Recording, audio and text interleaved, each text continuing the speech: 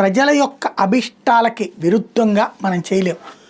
అలాంటి ప్రయత్నాన్ని ప్రభుత్వాలు ఆపే ప్రయత్నం చేస్తుంటారు. ఫర్ ఎగ్జాంపుల్ చైనా వలన మనకు సంబంధించిన ఎలక్ట్రానిక్స్ మార్కెట్టు ఇట్లాంటివన్నీ దెబ్బతింటున్నప్పుడు మోడీ సర్కార్ ఏం చేసింది, ముందు వాటిని ప్రోత్సహించింది. ఇండియాలోనే తయారు చేయండి అని వాళ్ళ కరెంట్ సబ్సిడీలు, భూమి సబ్సిడీలు, అట్లాగే పిఎల్ఐఎన్ పెర్ఫార్మెన్స్ లింక్డ్ ఇన్సెంటివ్స్ అని ఇచ్చింది. అట్లాగే ఇక్కడ ప్రొడక్షన్ పెరిగింది.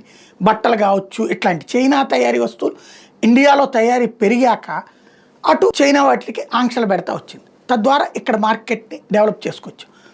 అలా కాకుండా ఇదేం లేకుండా చేస్తే అవసరాలు వదిలేయరు కదా. ఎప్పుడైనా సరే చైనా వెరైటీ మన వెరైటీ కంటే బాగుందంటే అదే కొంటారు జనం, మనం ఎంత ఆపినా.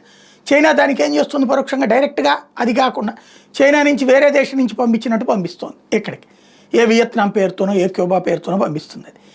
అట్లాగే ఇప్పుడు అమెరికా రైతులు సోయాబీన్స్ వాళ్ళు ఏంటి అక్కడ మనకు మళ్ళీ 1 ఎకరం 2 ఎకరాలు ఇట్లా చిన్న కమతాలు ఉండవు, పెద్దవి ఉంటాయి. 100 ఎకరాలు 1000 ఎకరాలు ఇట్లాగా సోయాబీన్స్ పండించిన రైతులకు అక్కడ గిట్టుబాటు ధర రావట్లేదు. అమెరికాలో ఆర్థిక సంక్షోభం కారణంగా చేతిలో డబ్బులు లేక కొనేవాళ్ళు తినేవాళ్ళు కరువై సమస్య పడుతున్నారు.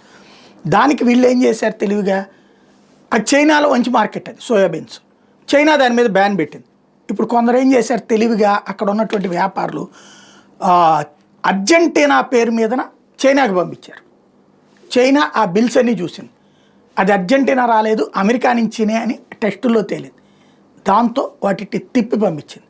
అంటే అమెరికన్ వ్యాపారుల గేమ్ని చైనా తిప్పికొట్టింది అనాలా, అమెరికన్ ప్రభుత్వపు గేమ్ని చైనా తిప్పికొట్టిందని. ఎందుకంటే అక్కడ వ్యాపారులు అమెరికా ప్రోత్సహిస్తుంది. అట్లా జరిగిందో చూడాలి.